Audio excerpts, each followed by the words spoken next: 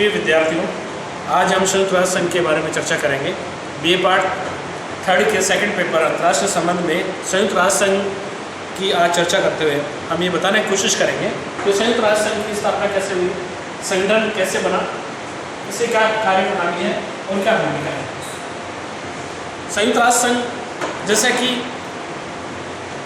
नाम से विदित है कि ये जो संगठन है ये संयुक्त राष्ट्र यानी कुछ सभी राष्ट्रों का एक सम्मिलित संगठन है। विश्व में इस समय वर्तमान में 195 कंट्रीज हैं और इसके वर्तमान में सदस्य 193 हैं। संयुक्त राष्ट्र संघ की स्थापना ऐसे समय में हुई जब द्वितीय महायुद्ध अपने चरम पर था और अपने भीषणतम रूप में था और समस्त विश्व को आतंकित कर रहा था। इसमें जर्मनी, इटली, जापान ये ध्रुवीय राष्ट्र थे और जो अन्य जो थे अमेरिका, सोवियत संघ और चाइना, फ्रांस, ब्रिटेन, तो ये सभी मित्र राष्ट्र थे। तो ये जो एक तरीके से जो युद्ध हुआ द्वितीय महायुद्ध, ये बहुत ही भीषणतम युद्ध था और आगे युद्ध न हो, विश्व के मानव जाति को भावी युद्धों से बचाने के लिए संयुक्त राष्ट्र संघ की स्थापना हुई।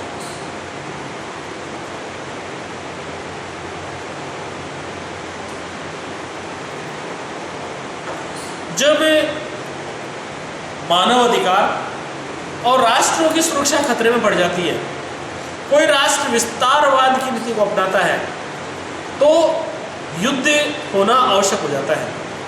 यदि हम द्वितीय महायुद्ध की बात करते हैं तो द्वितीय महायुद्ध भी इसका अपवाद नहीं है और द्वितीय महायुद्ध में मानव अधिकारों का उल्लंघन किया गया और राष्ट्रों की सार्वभौमिकता को एक तरीके से चोट पहुंचाएगी। तो इसके परिणाम स्वरूप ये द्वितीय विश्व युद्ध लड़ा गया और भावी युद्ध न हो इसके लिए प्रयास किया गया। तो संयुक्त राष्ट्र संघ की जो है वो एक तरीके से ध्रुवीय राष्ट्रों और मित्र राष्ट्रों के बीच में ये लड़ा जाने वाला युद्ध था और इसका समापन हिरोशिमा और नागासाकी जापान के 2 नगरों पर संयुक्त राज्य अमेरिका के द्वारा परमाणु बम डालने के बाद में ये द्वितीय महायुद्ध समाप्त हुआ। और अब भी तीसरे विश्व युद्ध की जो बात की जा रही है जिसमें हम कह सकते हैं कि विस्तारवाद को चोट पहुंचाने के लिए, इस विस्तारवाद को समाप्त करने के लिए अब तीसरा विश्व युद्ध लड़ा जाएगा। और इसका स्पष्ट संकेत जैसे आपको समसामयिक घटनाओं से आपको विदित होगा कि चाइना ऐसी वहाँ के जो राष्ट्रपति है जिनपिंग, वो इस तरह का प्रयास कर रहे हैं कि विस्तारवाद में जितने देशों के साथ में कम से कम 14-15 देशों के साथ में उनके सीमाएं मिली हुई है और उन सीमाओं पर सभी राष्ट्रों के साथ में उसका एक तरीके से किसी न किसी रूप में झगड़ा है, संघर्ष है। और उसमें भारत की जहाँ तक बात करते हैं, भारत भी एक तरीके से है जो एक तरीके से उसने पहले ही अक्साई चीन को 1962 में उनके बाद में एक तरीके से अपने में मिला लिया था और अब लद्दाख के ऊपर उसकी नजरें हैं। तो जहां विस्तारवाद की बात की जाती है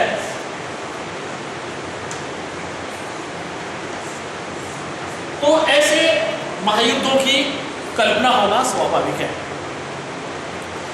संयुक्त राज्य अमेरिका के सैन फ्रांसिस्को नगर में 1 जनवरी 1942 को ब्रिटेन, अमेरिका, चीन तथा अन्य 26 मित्र राष्ट्रों के प्रतिनिधियों का एक सम्मेलन हुआ जिसमें निर्णय हुआ कि राष्ट्र सम्मिलित होकर ध्रुवीय राष्ट्रों का मुकाबला करेंगे, उनका सामना करेंगे और इस संगठन को नाम दिया गया संयुक्त राष्ट्र,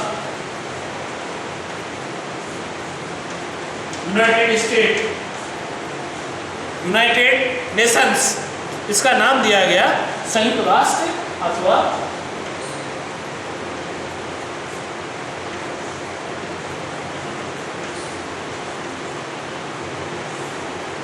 नेशंस।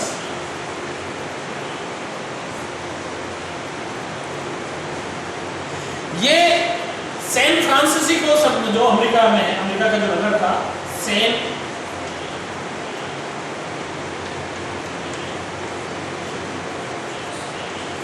फ्रांसिस्को, ये बात कब की है?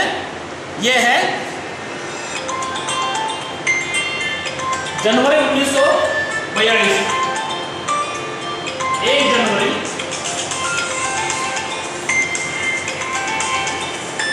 1942।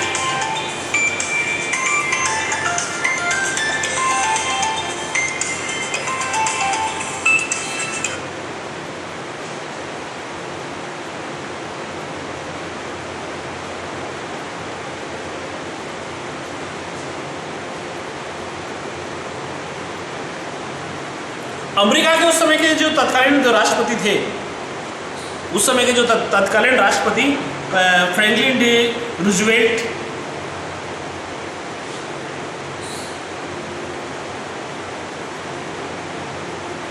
इन्होंने इसमें बहुत ही महत्वपूर्ण भूमिका निभाई और इसमें कुल एक तरीके से 1 जून 1945 को आगे चल करके संयुक्त राष्ट्र जो सैन फ्रांसिस्को में जो सम्मेलन हुआ उसमें 50 सदस्यों की संख्या 50 हो गई और संयुक्त राष्ट्र संघ के घोषणा पत्र जिसमें प्रस्तावना और अनुच्छेद 111 के साथ में अंतिम रूप दिया गया और 50 राष्ट्रों के प्रतिनिधियों ने 26 जून 1945 को हस्ताक्षर किए।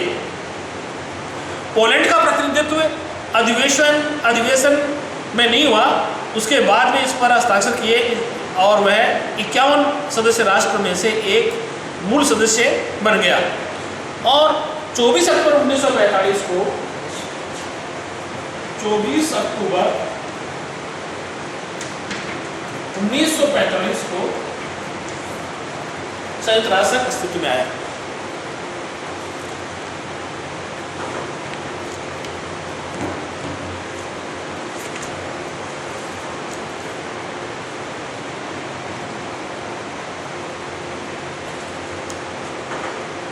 संयुक्त राष्ट्र संघ की स्थापना में सबसे ज्यादा जो महत्वपूर्ण भूमिका निभाई Franklin D Roosevelt, Stalin, Churchill, इनकी सबसे महत्वपूर्ण भूमिका थी। 30 अक्टूबर 1945 को संयुक्त राष्ट्र राज्य अमेरिका, इंग्लैंड और सोवियत संघ की सरकारों ने अपने अपने विदेश मंत्रियों के माध्यम से एक संयुक्त घोषणा की। इस घोषणा में इसमें कहा गया कि जितनी जल्दी संभव हो सके एक अंतर्राष्ट्रीय संगठन की स्थापना करने की आवश्यकता महसूस की जा रही है और यह संगठन सभी शांतिप्रिय राष्ट्रों की संपूर्णता पर आधारित होगा और सभी छोटे बड़े राज्य इसके सदस्य होंगे और इसका उद्देश्य होगा अंतर्राष्ट्रीय शांति और सुरक्षा बनाए रखना। अंतर्राष्ट्रीय शांति और सुरक्षा,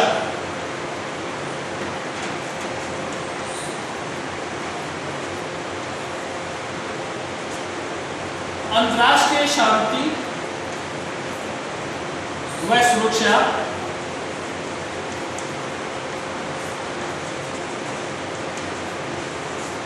बनाए रखना इसका प्रमुख उद्देश्य था।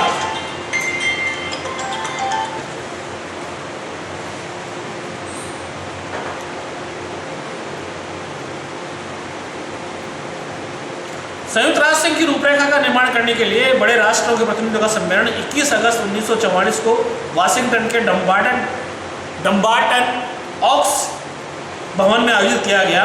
7 अक्टूबर 1944 तक चला और डम्बार्टन ऑक्स के प्रस्तावों में ऐसे अंतर्राष्ट्रीय संगठन की कल्पना की गई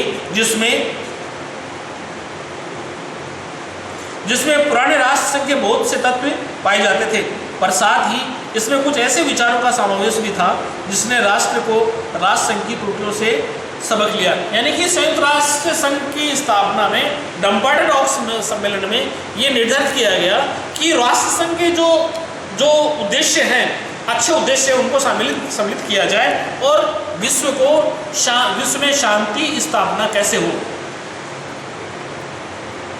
इस सम्मेलन में संयुक्त राष्ट्र के प्रमुख अंगों महासभा, सुरक्षा परिषद, सचिवालय, अंतर्राष्ट्रीय न्यायालय के संबंध में निर्णय लिया गया। नंबर्ड ऑक्स प्रस्तावों में महासभा और सुरक्षा परिषद की कार्य प्रणाली पर सहमति हो गई और सुरक्षा परिषद में मतदान के प्रणाली के संबंध में सोवियत संघ एवं पश्चिमी शक्तियों के बीच में यद्यपि मतभेद रहे, लेकिन बाद में इसको एक तरीके से हल कर लिया गया। और संयुक्त राष्ट्र संघ के बारे में अनेक महत्वपूर्ण निर्णय सोवियत संघ के प्रदेश क्रीमिया के याल्टा नगर में किए गए 4 फरवरी 1944 को। इसमें स्टालिन, चर्चिल और रूजवेल्ट एक शिखर सम्मेलन के रूप में उपस्थित हुए और सुरक्षा परिषद में मतदान प्रणाली पर महत्वपूर्ण निर्णय याल्टा सम्मेलन में ही संभव हो सका। अब इसके प्रमुख उद्देश्य क्या हैं? संयुक्त राष्ट्र संघ के प्रमुख उद्देश्य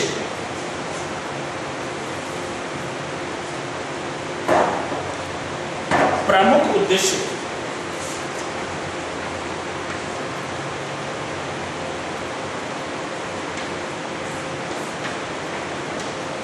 उद्देश्यों में पहला है सामूहिक व्यवस्था द्वारा अंतर्राष्ट्रीय शांति सुरक्षा कायम रखना। अर्थात पहला इसका जो था, जिस उद्देश्य से इसकी स्थापना हुई वो था अंतर्राष्ट्रीय शांति और व्यवस्था बनाए रखना। दूसरा था अंतर्राष्ट्रीय विवादों का शांतिपूर्ण समाधान। शांतिपूर्ण समाधान भी एक तरीके से इसका अंतर्राष्ट्रीय सुरक्षा को खतरा नहीं हो और उस जो भी विवाद हो उसका शांतिपूर्ण समाधान किया जाए। राष्ट्रों के आत्मनिर्णय और उपनिवेशवाद विघटन की प्रक्रिया को गति देना। और चौथा है सामाजिक, आर्थिक, सांस्कृतिक और मानवीय क्षेत्रों में अंतर्राष्ट्रीय सहयोग को प्रोत्साहित एवं पुष्ट करना। ये संयुक्त राष्ट्र संघ के मुख्य उद्देश्य थे। तो उद्देश्यों में अंतर्राष्ट्रीय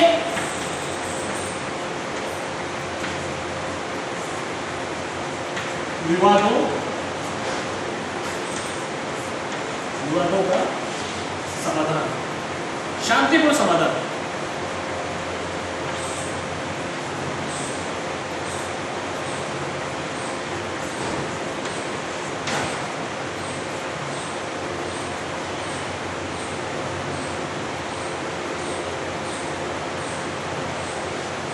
अंतर्राष्ट्रीय शांति और सुरक्षा बनाए रखना।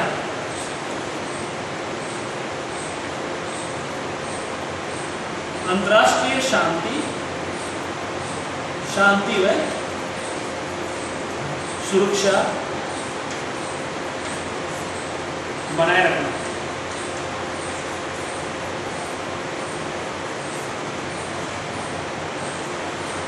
संयुक्त राष्ट्र के जो सिद्धांत है, संयुक्त राष्ट्र के सिद्धांतों में चार्टर की धारा 2 में ये उल्लेख किया गया है कि इसका प्रधान आधार छोटे बड़े सब देशों की समानता और सर्वोच्च सत्ता का सिद्धांत है। पहला इसका जो सिद्धांत है कि ये छोटे बड़े सब देशों की समानता और सर्वोच्च सत्ता का सिद्धांत है। सब सदस्यों से ये आशा रखी जाती है कि वे चार्टर द्वारा उन पर लागू होने वाले दायित्वों का पालन पूरी ईमानदारी से करेंगे। सदस्य से यह भी अपेक्षा की गई, ये भी आशा रखी जाती है कि चार्टर द्वारा उन पर लागू होने वाले दायित्वों का पूरी ईमानदारी से पालन करेंगे। सभी सदस्य अंतर्राष्ट्रीय झगड़ों का निपटारा शांतिपूर्ण साधनों से करेंगे। सभी राष्ट्र संयुक्त राष्ट्र संघ के उद्देश्यों के प्रतिकूल कोई कार्य नहीं करेंगे। वे किसी भी देश की स्वतंत्रता का हनन नहीं करेंगे या आक्रमण करने की कोशिश नहीं करेंगे, न धमकी देंगे, न ऐसा कार्य करेंगे जिससे स्वतंत्रता का हनन हो। और इस प्रकार से इसके जो सिद्धांत में 5वां था, कोई भी देश राष्ट्र के प्रतिकूल काम करने वाले देश की सहायता नहीं करेंगे। और छठा था संयुक्त राष्ट्र संघ इसका सदस्य न बनने वाले राज्यों से भी अंतर्राष्ट्रीय शांति सुरक्षा बनाए रखने वाले सिद्धांत का पालन कराएगा। और 7वां है संयुक्त राष्ट्र संघ किसी देश के घरेलू मामलों में हस्तक्षेप नहीं करेगा। तो ये संयुक्त राष्ट्र संघ के प्रमुख उद्देश्य और सिद्धांत थे। धन्यवाद।